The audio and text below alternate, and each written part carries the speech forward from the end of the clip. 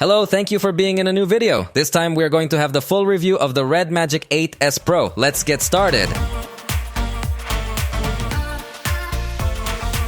This is the most recent generation device from Redmagic, which has always been dedicated to making devices for gamers. However, in this generation, despite giving continuity to all the hardware, the software has undergone a big change because now you can see the influence of ZTE, which is the company that owns Redmagic, but so far it did not seem that they were family. And in a few moments, I will tell you about the changes that are going to take place in the software and whether they are going to benefit or hurt. For now, let me tell you about the price because Redmagic distributes its devices globally, but at least in Mexico, it has already announced prices in local currency. So the most basic unit is priced at 14,099 pesos. On the screen, you are seeing the reference price in dollars, just to give you an idea. But remember that the prices here are not the same as over there. Anyway, in the description, I will leave the link to the global store so that if you are not from Mexico, you can still go to see the price at which Redmagic distributes this device for your region. In Mexico, there are 3 options available. The one I gave you was the most basic one, which is dark toned without transparencies. Then we will have this edition, which is silver-toned without transparencies, but which goes up to 512 gigabytes of storage, since the most basic unit was 256. Also, the RAM goes up to 16 gigabytes, because the base unit was 12, and the price, of course, also goes up to 17,199 pesos. On the screen again, the reference price in dollars. And finally, there is an edition with the same RAM and the same storage, but with the dark transparent cover, and it goes up to 17,699 pesos. So, having said all this, now what do you say we go through it point by point? As I told you, physically and in hardware parts, it looks a lot like last generation. That is, we have a very square design with straight corners. Overall, the design avoids curved lines as much as possible. Remember that the camera is below the screen, so really here we have a completely high utilization of the front. The frames are ultra reduced, and in this case, the truth is that the feeling is very good. We must also remember that it comes protected with Gorilla Glass 5, although for the price I think we could already ask you to arrive with Gorilla Glass Victus because it would give us more security that will not break before any fall. Anyway, it is appreciated that it does have some special protection. On the right side, this device has a lot of things.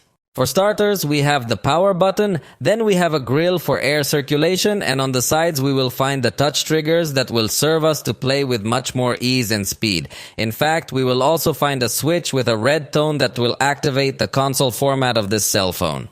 At the top we have headphone jack and the output of the second speaker. In addition to some bands in plastic to help the connectivity of the antennas, as the entire frame is metallic, giving it not only a premium look, but also a feeling of very high resistance. On the left side, again, we will have some small bands to help the antenna's connectivity, and also another grill for air circulation. This because remember that this device has a fan to cool the processor in the purest style of computers. And since we are looking at it from the side, it has a thickness of 9.47 millimeters, so it is not characterized by being very thin, to say. The weight is 228 grams, so it's not a light device either. And as you will notice, in this case, the back cover has a metal type finish in this edition, but the materials may vary depending on the version you buy. For example, the more expensive version has a glass back, so just choose the version you like the most. Personally, I really like this edition because it does look different from past generation devices, giving total focus to the fan. Just notice how all the lights are directed towards that area in different reflections. We continue to see a lot of text on this back cover to reference the touch triggers, and remember that those letters are also capable of illuminating with RGB light. Although these lights are only going to activate when you're inside a game, and obviously the darker your environment is, the more noticeable these lights are going to be, both from the sides and the fan lights. And the fact of having a fan means that this device does not have water resistance capabilities, so you have to be careful not to drop it. Hopefully in future generations, Redmagic will launch an edition with water resistance. The screen is 6.8 inches with full HD plus resolution, so we have a very good level of detail to notice all the texts well sharp and of course also all the multimedia content. This screen has AMOLED technology, so it offers us very intense colors, very good brightness as well, and excellent viewing angles. So wherever you look at it, it is a very good screen that also supports HDR content and also offers a refresh rate of 120 Hz for very fluid movements that can also get to take advantage in some games. The resolution, to be exact, is 1116 by 2480 pixels. And remember that the camera is hidden behind the screen. That makes for a full viewing experience without any clipping, and that's most pleasant, although we'll see later if the pictures this front-facing camera is capable of taking are just as good or not. The maximum brightness is very good for using this device outdoors, and the minimum brightness is also low enough so that at night it doesn't get to hurt you. Also, something that is very focused on gamers is that the touch sampling rate is very high at 960 Hz, so that the screen responds very fast to any touch or gesture, so you can be a very agile gamer. The refresh rate of the screen can be adapted automatically, but it is not capable of reaching very low levels. So we are not in front of a LTPO screen that would be much more efficient. It does offer us the reading mode and a nightlight mode for a more comfortable viewing, and also has a calibration setting in case the colors do not show them completely to your liking. So the screen is pretty good, although it doesn't feel like it's improved too much over what we saw last generation. Ahora en el track de audio en español estás escuchando un audio grabado con los micrófonos de este dispositivo, que son tres. Tenemos uno colocado en la derecha, un poquito abajo, que podrías llegar a tapar con la mano al momento de jugar. El otro está colocado en la izquierda, y ya con estos dos micrófonos sí contamos con grabación de sonido estéreo, lo cual era lo mínimo que le podríamos pedir, pero afortunadamente sí trae un tercer micrófono en la parte superior que nos puede ayudar al momento de estar jugando, porque si colocamos las manos en esta zona es probable que lleguemos a tapar algún micrófono, pero aún así sigue estando disponible el tercer micrófono, que definitivamente está muy bien pensado para los gamers, sobre todo para los que tengan algún chat de voz mientras están jugando. Siempre se van a oír bien. On the speakers, it doesn't disappoint either. The main speaker is the one that is placed at the bottom, and in fact is the one that will have the most bass presence and a little bit more volume. So we are not in front of symmetrical sound if you wanted to get very demanding. In fact, due to the inverted placement, it is very likely that you will end up covering one of the two speakers when holding the cell phone. However, you leave the space free for the headphone jack. So I think maybe they could improve this design a little bit in order to leave the area more free to enjoy the audio when playing games. Anyway, it is a very strong audio of good quality that does not distort, but it is not perfect because it is not totally symmetrical. But let's listen to a small test. Although remember that it is not the same as listening to it live.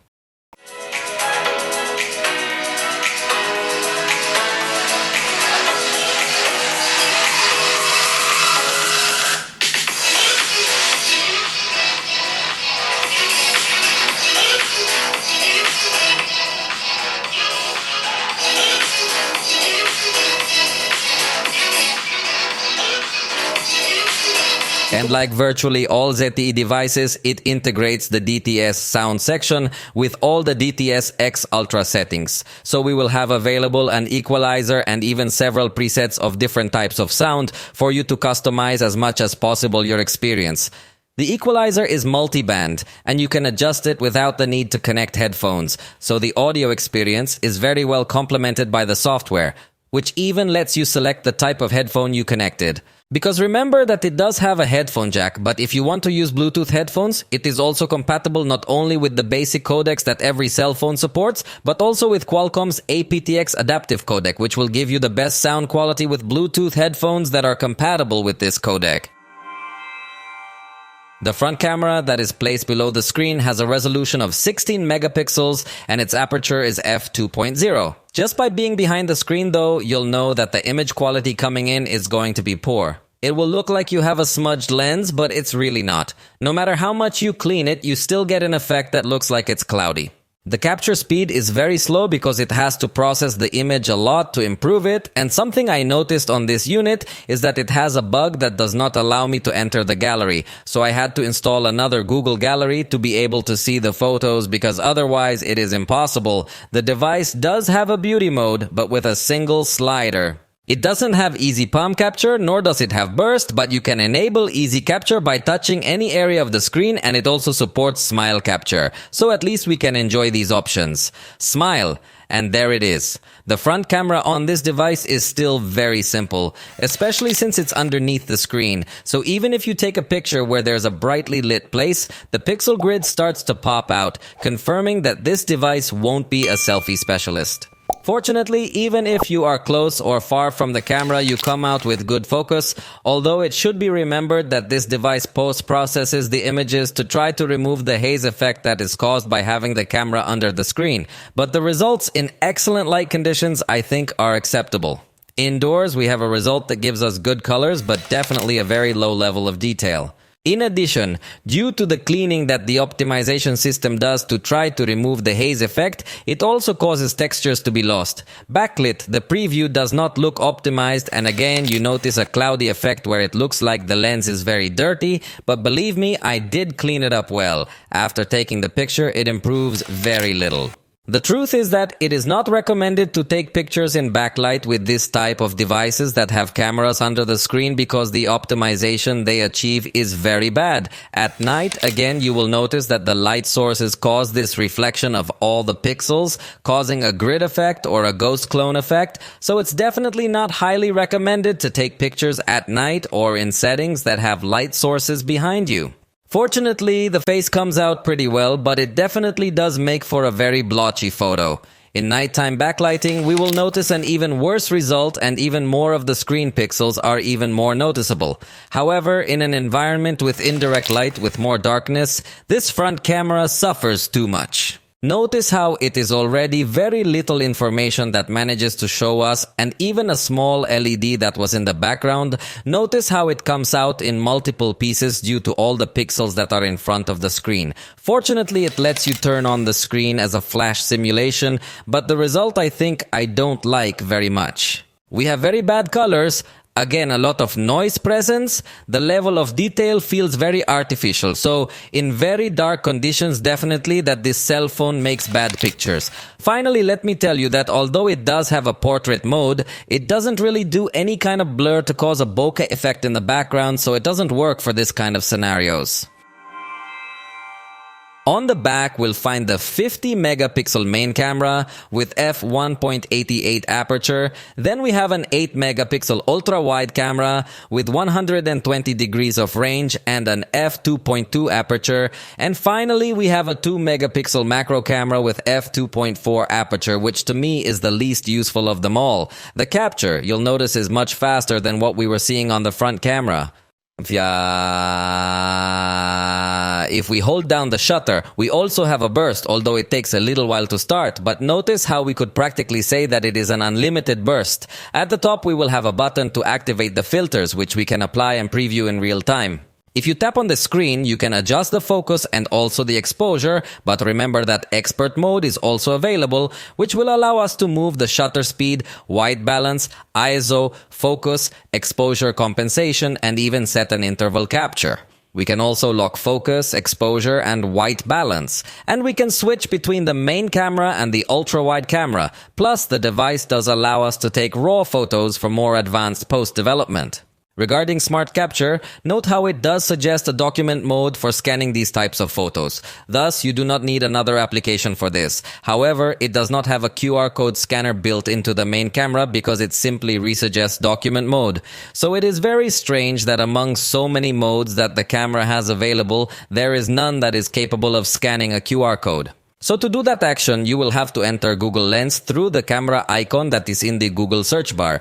And after that, yes, you will have the ability to access QR codes. Fortunately, the capture is very fast for the precise moment if you are shooting with the main camera. You also saw that the burst can be a good tool, although you have to shoot a little bit before the exact movement. Outdoor photography will result in an image with very good colors and also a good level of detail, as well as good contrast. So, in general, I think that with the main camera, you will have pictures that are enjoyable.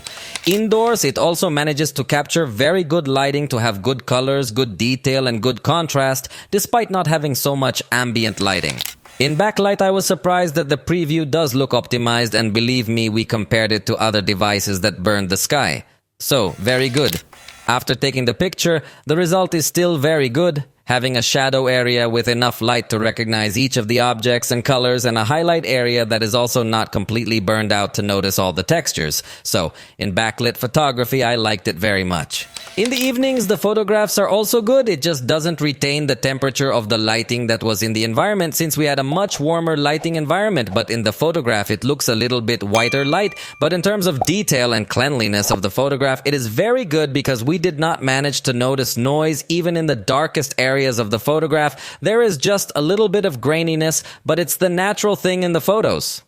You can use the night mode, but it really doesn't make much difference in these environments that have good lighting. The ultra-wide camera does seem to have a little bit warmer photography compared to what we were seeing on the main camera, although it's also true that it doesn't have as well-defined textures due to it being a camera that has less lighting input. However, the main camera does surprise because it manages to capture the lighting very well. Even in very dark environments where there is only indirect light, the result that gives us this photograph makes us believe that we were in an environment with much more illumination. But seriously, it was very dark and the result looks very good. Even if you use the night mode, it gains even more illumination, although it doesn't necessarily improve the level of detail.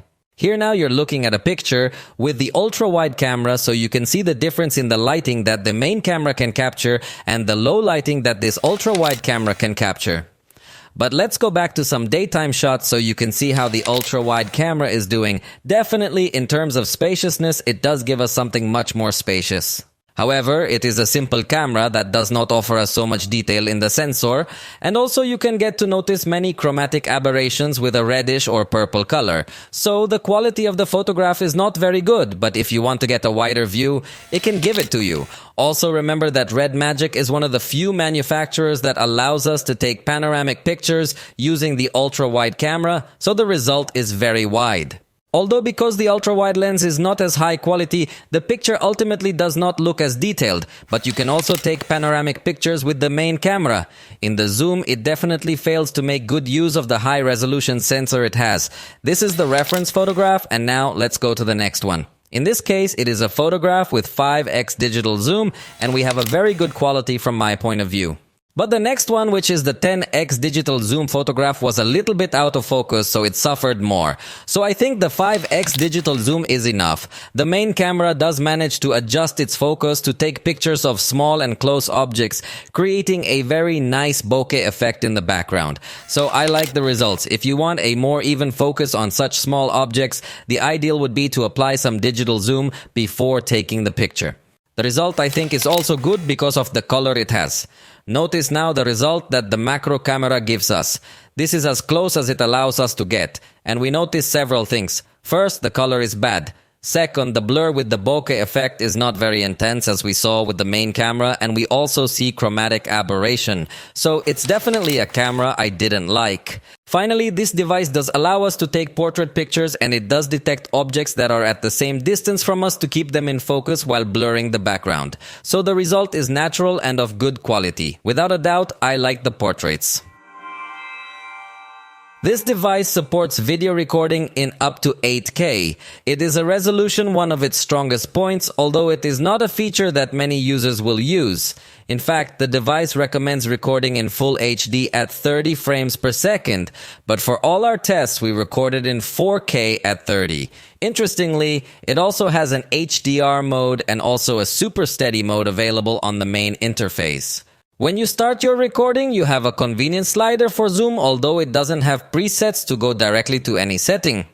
But what you can do is activate the flashlight and even have an adjustment of the intensity of this illumination. You can also take snapshots of that video you are recording and pause and resume the content, but you can't rotate to the front camera while you are recording. But something very remarkable is that even in expert mode lets us enter the video to modify all these parameters even while we are recording, which is something that very few devices allow. As I was saying, this device does record video in 8K, and that would allow you in post-production to crop to note many more details, even doing digital zoom on the video already recorded. Of course, this resolution consumes too much storage, so it is not so recommended to record in it, but in case you are going to need it, you should know that it is available on it. Outdoors we saw a good performance, and indoors we are also going to have an excellent quality with very good colors, enough saturation to notice them, but we are going to see some jumps in the exposure, a little bit more aggressive, and even the focus can also suddenly move in an abrupt way. But in general, I think it is a device that records well, although it is not its specialty. In a backlit scenario, we are going to notice that the device makes a good balance, although it still has some aggressive exposure jumps. I think that if it had a little more stable exposure, the result would be perfect because in general, it doesn't burn too much the illuminated areas, but those abrupt changes do bother me. Fortunately, the device has an HDR recording mode, although the stabilization is disabled, and we have again a more balanced result even in lights and shadows, but again we see abrupt changes in exposure when detecting the face. At night, in environments that have direct artificial lighting, we have a good result. There is definitely no noise present, there is good detail, and it doesn't feel like the video is running at too low a frame rate. However, if we go to the indirect light areas where we have much more darkness, we will notice much greater presence of noise, and the focus could also get lost a little more than we would like. Plus, it is not able to capture the colors with the same intensity. In the photograph, we saw something spectacular. In the video, it is not so much. Fortunately, it does allow us to turn on the flash without having to stop the video, and then it does capture the colors much more intensely. And the ultra-wide camera in these conditions of indirect light definitely fails to pick up practically nothing of illumination. You see a very dark scene with a lot of noise, so it is not recommended to record with this camera in night conditions. Now let's talk about the stabilization, which in automatic mode is enabled, so that when walking you do have this ability for the device to regulate these movements well. The result is actually very good. Even when running, you will see that the result is also very positive. Some compensation movements feel a little more abrupt, but it is normal in this type of device with digital stabilization. The truth is that I really liked it. The zoom as in photography will be 10x, although we must remember that it does not allow us to switch between the ultra-wide camera and the main camera. In addition, the maximum zoom will show us a result with much more noise and grainy, so it is not something very optimized. Hopefully this will be corrected with an update. The advantage is that it is a result with stabilization, and that helps a lot. You will notice that the focus is very fast. Without a doubt, there is no problem in this regard. Just this same video serves us to see the changes in exposure that are aggressive, but the focus handles it very well. Even with a little more subtle movements, it manages to do a very good job from my point of view, although it is not a professional. This device offers 2 slow motion modes, both in full HD. The basic one is at 120 frames per second. Although curiously it doesn't look fluid, the result feels like less frames, so it's a bit strange, but the second setting is at 240 frames per second and it does look much more fluid, and I like that it's in full HD and also allows us to record for long enough to create slightly longer videos with this same slow motion effect. We also have fast motion, however its minimum setting is 15x, which sometimes I think could be too fast, especially if we are recording movements of people, plus the video does not feel like it goes at a very high bit rate. However, the maximum is 1800x, with which you could perfectly record plant growth or some nature effect. It depends on what you want to achieve, but the results can be advanced, and it does record this in 4K. Finally, the front camera is definitely not going to be recommended to use it to record videos because you notice a very bad haze effect. It looks like the camera is smudged and there is no way to see it well. Definitely this is one of its weakest points. Even backlit it will suffer too much. You see a lot of chromatic aberration. In general, I do not recommend this device if you are going to record constantly with the front camera because the result is going to be very ugly. Indoors, it is true that it improves a bit because there is no longer so much illumination in the background, but still we have a very pale result with little contrast, and it is definitely not going to be something you are going to enjoy. Also, there's more noise presence when there's not so much illumination anymore, so it's still a bad result for the price. Even at night, even if you're in an area with direct lighting, notice how the result is bad. The white balance changes abruptly, and despite being almost in front of the lighting, it still comes out a very dark result. So if we go to a backlit area, it's definitely not going to come out well. Even remember how the lights take the shape of the pixels of the screen in front. And if we go to an area of indirect light, it's definitely not going to be able to capture practically nothing. So I don't recommend you to use this device to record with this front camera. And finally, it is worth clarifying that it does not have slow motion or fast motion using the front camera, and it does not have a dual camera mode that allows you to record with both the front camera and the rear camera at the same time. Now it's time to talk about the main change of this device, because it comes with Android 14 and on it a new layer that is very reminiscent of the ZTE layer, although they call it Redmagic 8. Honestly, that is one of the most controversial changes that has been, because Redmagic, although it did not have a very advanced software, at least it was already characteristic. So now, it has lost quite a bit of identity, since all the menus look like ZTE menus. Even the notifications and quick settings panel also looks ZTE style, which at first glance honestly does not seem like a bad change. However, there are many little things that should be optimized and improved. I already told you about the gallery bug, for example. And notice how when you're in a game, if you want to pull down the notification panel to see a message or something, you have very little space left because everything is dominated by the quick settings. So the experience, I tell you that it must improve, yes or yes. Hopefully they will release an update. In addition, there will still be some areas with not very accurate translations, but within the good, remember that we have the always on display feature, which brings new styles even with Redmagic BlackBerry and some other animations and covers that you can enjoy. Remember that we can also enjoy additional features that take advantage of the lights we have on the back, although as they do not have so much intensity, if you are not in darkness, it is likely that you will not even get to notice that these lights are turning on to give you some notification. The fan still retains its settings section to activate it even if you're not in a game, and you can also select between fast mode or automatic mode.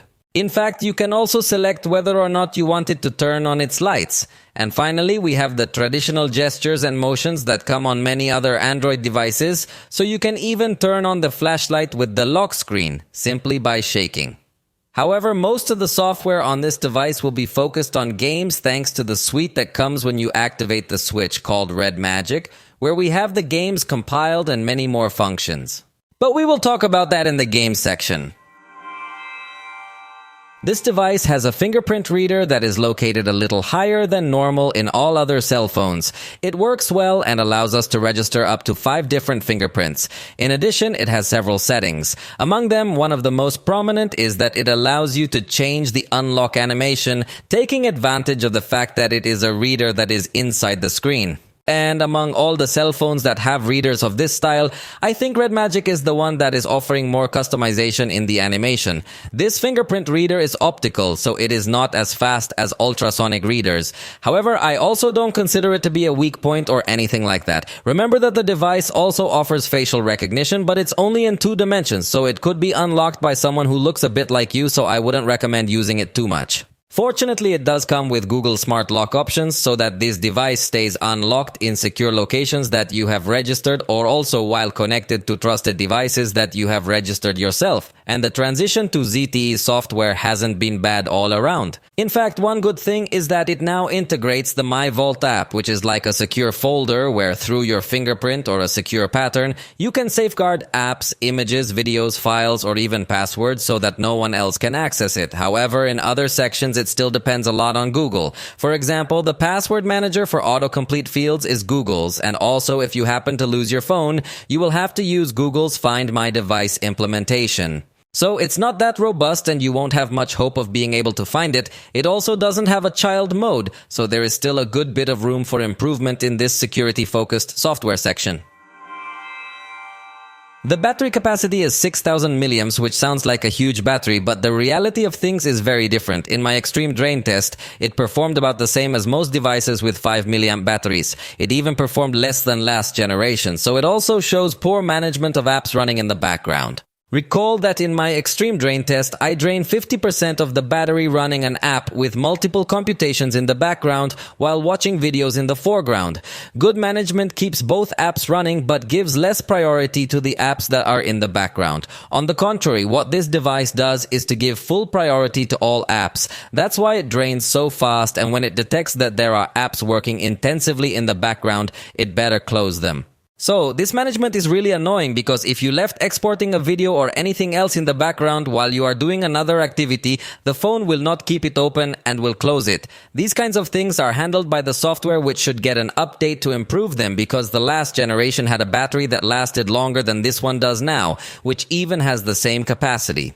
Fortunately, the charging is lightning fast despite being only 65 watts. And I say only because it doesn't sound like such a spectacular charge, but in practice it goes very well. With 15 minutes, it recovered 56% of the energy after being completely discharged. In 30 minutes of charging, it already had 90%, and the full charge was finished in 37 minutes. Also remember that the charger is included, although for China they have a more powerful charger.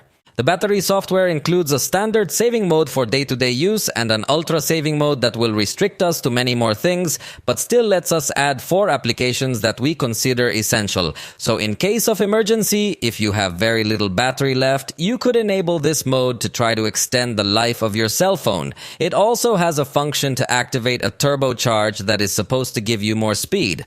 But if you are one of those who are afraid that the batteries will degrade as it usually happens by nature, you will be thankful that there is a charge separation function. What this option will do is that the device will continue to run on the power it receives from the charger and will not use the battery.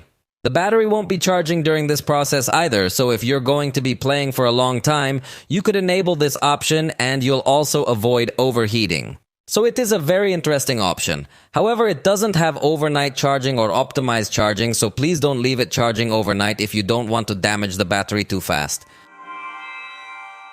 The connectivity of this device is very good. It supports Wi-Fi 7 networks. This is also very important for gamers because it will give them maximum speed for both upload and download. It also brings support for 5G networks, although it does not bring a special mode to block mobile data for certain applications. It only comes with a data saving mode that will prevent applications from consuming data in the background, but it could be better.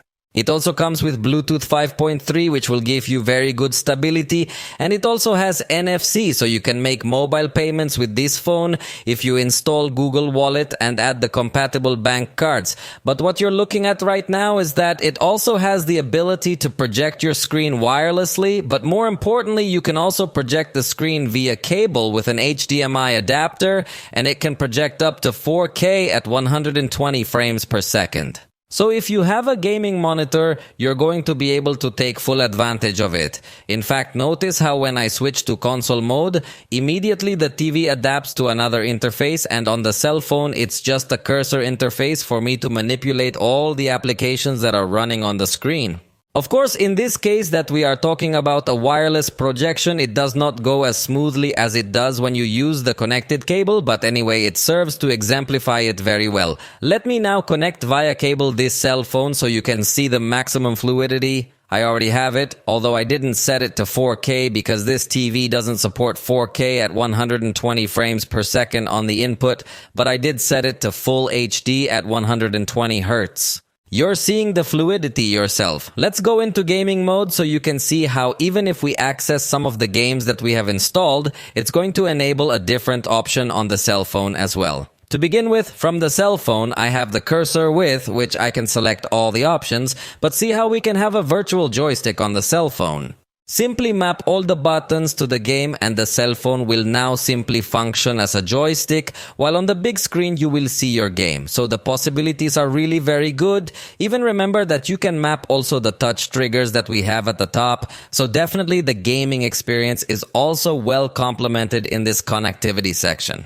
Fortunately, the sensor experience will be good because it does have accelerometer, geomagnetic field, orientation, gyroscope, light sensor, and a physical proximity sensor that works perfectly without any issues, in addition to the gravity sensor, linear acceleration, and rotation vector. In the Redmagic ecosystem, it does not stand out too much because although it does have some earphones, they run out too fast, they are not that easy to get, and they do not have global distribution, nor do they have a special interaction between the accessories and the cell phone.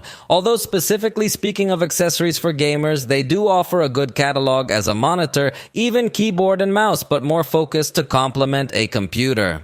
Which, by the way, reminds us that Redmagic does not have a computer either. However, since it comes with Android, it has an open ecosystem, so you can send and receive files with other devices using Nearby Share. Even if you install it on Windows, you can also send and receive to a computer, and you can easily connect headphones that have Google FastPay, but as you realize, it depends a lot on what Google does. So also in the cloud storage, you will depend on Google, and also in the Internet of Things to control light bulbs or any other device in your home, you will need to use Google Home because here there is nothing of Redmagic's own focused on all these sections.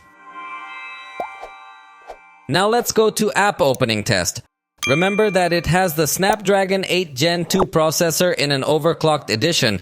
That is, it is exactly the same processor that Samsung bragged it had exclusively. We could then be sure that it is the Snapdragon 8 Gen 2 for Galaxy. That is something very strange because it seems that it has ceased to be exclusive to Samsung, but the truth of the case is that it is a very fast processor that will undoubtedly fly. It took approximately 2.4 seconds to open each of these applications. I didn't find it to be ultra fast running either. But definitely that once this is open, I think nothing is going to restart because you have to remember that it has 12 gigabytes of RAM in the basic version and 16 gigabytes of RAM in the more advanced version. So really the experience is going to be very good. There's no kind of reboot, no moment where the device gets slow, even having multiple applications open as you yourself are witnessing. It's lightning fast and we're not going to have any problems.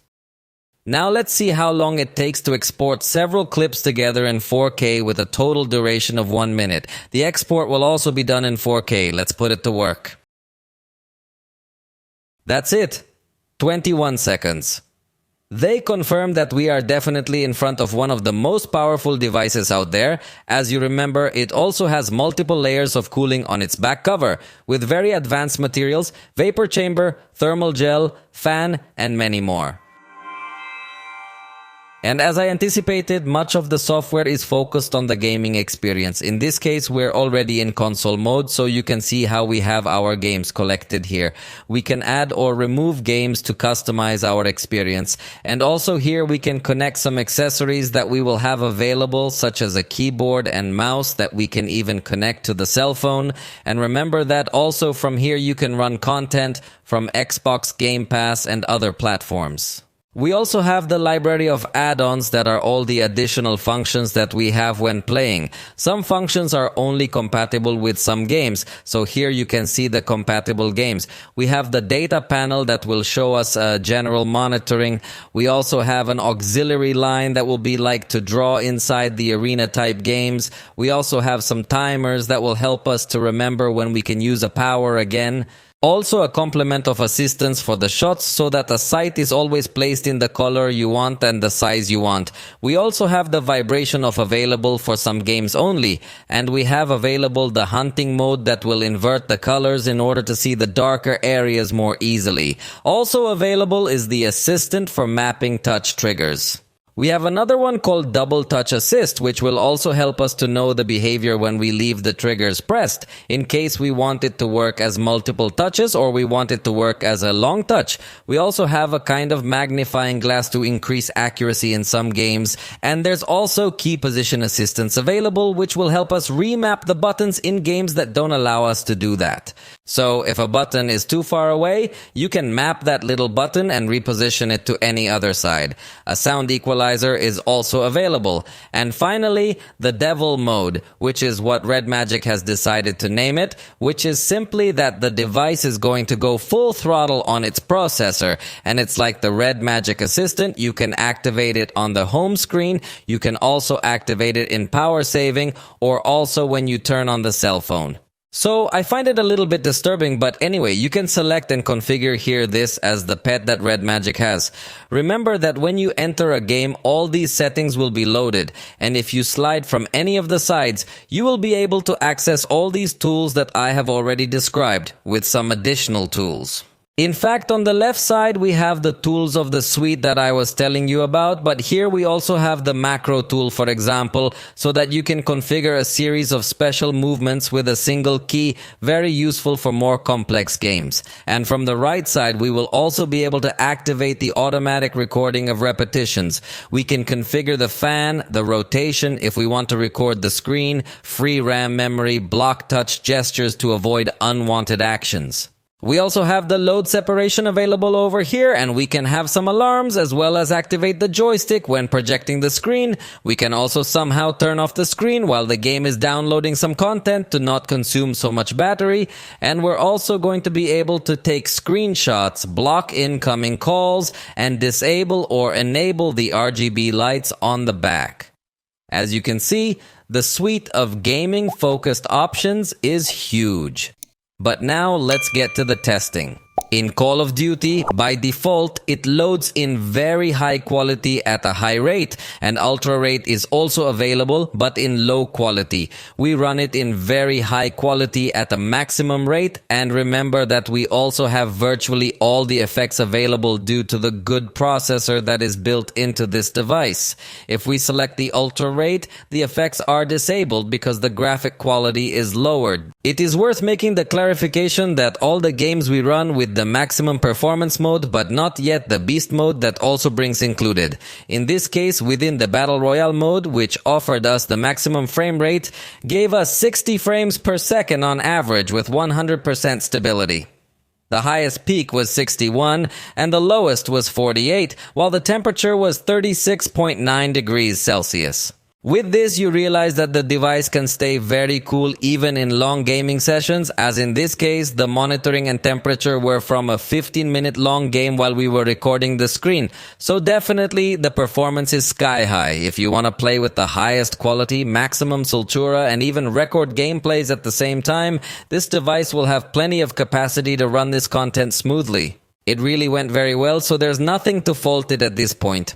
With the ultra rate within the multiplayer mode, it gave us 120 frames per second, so you do get to take full advantage of the refresh rate that the screen has. This is impressive because very few devices allow for this smooth of a performance. It gave us 120 as the highest peak and 85 as the lowest peak, with an outdoor temperature of 37.7 degrees Celsius. Really, the performance is very good, although it should be noted that it still does not have such high graphics in terms of detailed textures and effects. However, it does get to be very fluid, and that no doubt that gamers will appreciate it, because even if you project the screen via cable to a 4K monitor with 120 Hz, you will be able to enjoy the maximum capabilities of these monitors. In the Marvel game, by default, the fast settings are set to high, but for testing, we went up to maximum, also the frames at the highest. We disabled the warm-up control for the more difficult test. With these settings, it gave us 60 frames per second on average, with 98% stability. The highest peak was 60, and the lowest was 51. The outside temperature was 38.3 degrees Celsius. However, admittedly, at the time of recording the screen, the lowest peak was 50, so it kind of dropped in performance compared to what the Redmagic 8 Pro had given us. We even managed to notice a little more heating, but it can definitely vary a lot due to the ambient temperature that we could have at the time of testing. However, the performance is still very good. We are definitely going to notice excellent performance, very good effects in this game, very good textures. So if you want to play with this quality, there are definitely not many options on the market that allow you to maintain such long sessions because the heating sometimes affects the devices. But the fact of incorporating a fan in this device means that we can have a practically perfect performance for a long time. In Bob Sponge's game, we set everything to the highest as it should be. Epic resolution, epic quality as well, frame rate at 60 frames, and smoothing enabled. With these parameters, it gave us 60 frames per second on average with 99% stability. The highest peak was 61 and the lowest 43 with a temperature of 38.5 degrees Celsius. Again, we see something very good, although in this case, it didn't have 100% stability, but it was just a little stumble that it had, which is quite normal in this game. So there is no problem at all when running this content. What we did notice is that at the time of recording, the screen did suffer a little more, and remember that the temperature we took was a game a little longer than normal, reaching up to 7 minutes. Therefore, what is remarkable is that it does not exceed 40 degrees Celsius in any of the games we are running. It seems that the fan does influence the performance of this device. Finally, for Henshin Impact, note that we enable the Beast mode that we have available on this side that I mentioned a moment ago. With this, the processor takes everything to the maximum, and in fact all the time it will be running at maximum frequency. By default it loads the settings on medium, but I don't know why if this device is very powerful, so we took it to the very high quality with 60 frames per second rate and very high motion blur. And with this, it gave us 60 frames per second on average with 100% stability. The highest peak was 61, the lowest was 57, with an external stage temperature at the end of the test of 42.8 degrees Celsius. As you will notice in this case, the temperature was elevated, but it is highly probable that this is due to the Beast mode we activated. This monitoring was in a 5.5 minute game. However, the temperature was taken after 10 minutes of playing, so it was a considerably long game, and we have to consider that this special mode was activated, so probably the temperature has risen to that level. However, remember that in case you want to be playing with very long games, ideally you should connect it to the charger and enable the charge separation mode to avoid a little more heating and give it a lighter work. Anyway, remember that this is a device that has just been launched and will surely receive updates to finish polishing some things, since Redmagic is a manufacturer that, although it does not promise a certain number of updates, it does usually send updates continuously. In fact, probably the last model is now receiving all the new features and new desync that we see in this device, and that itself makes it also advisable to buy the last generation, since we practically still have the same. There are not so many changes, but the price will be different. So, if you want to save money, it might be better to buy the Redmagic 8. For the moment, we have reached the end of this video. If you liked it, you know you can tell us, and we'll see you next time.